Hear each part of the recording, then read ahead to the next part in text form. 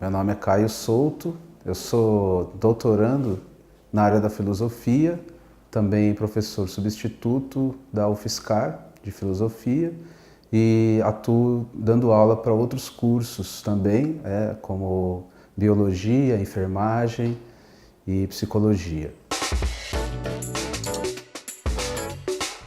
A filosofia ela tem uma especificidade com relação às outras áreas do conhecimento, porque ela é uma disciplina que é muito antiga. Ela começou a ser praticada, ela surgiu há mais de 2.500 anos. Ela tem o seu nascimento na Grécia Antiga, num contexto em que havia várias cidades-estado diferentes e cada uma delas desenvolveu uma forma de pensamento que tinha alguns traços comuns e depois, com o tempo, isso ficou consolidado como o nascimento da filosofia. Desde então, muitas modificações aconteceram, ela atravessou toda a Idade Média, entrou na modernidade, com várias modificações em contextos muito diferentes.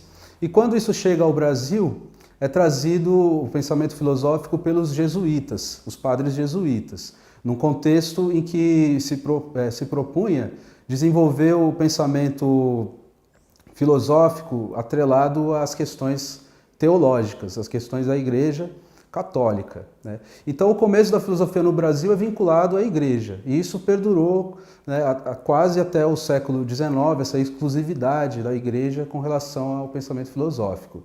Depois, as escolas de direito começaram também a praticar a filosofia, mas aí ligada à teoria do Estado e a questões jurídicas.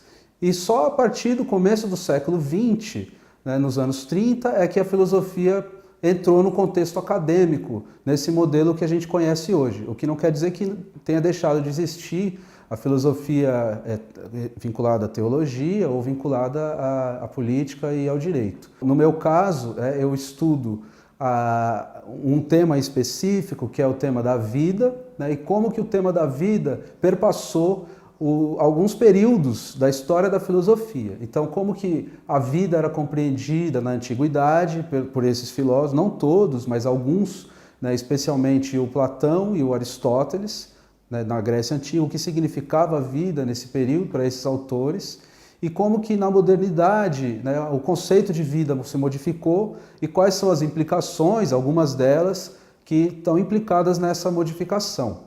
E por fim, entrando na modernidade, a filosofia continua fazendo um questionamento a respeito da vida, mas agora ligado a um contexto já do surgimento da biologia como ciência e que provocou uma modificação sobre como a filosofia pode entender o que seja a vida.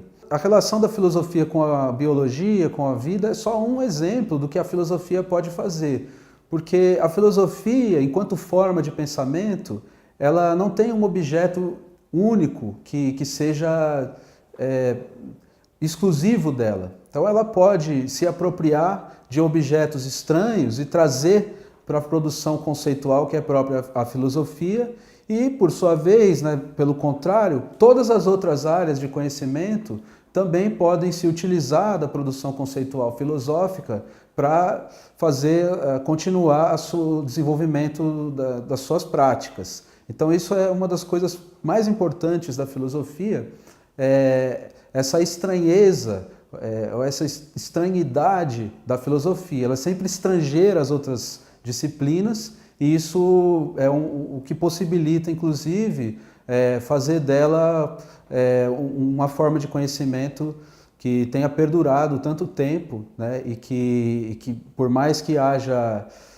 sempre formas de impedir o exercício filosófico, da liberdade do pensamento, a filosofia acaba sempre buscando outras formas de se renovar e de conseguir resistir a esses impedimentos que atentam contra o exercício do livre pensar.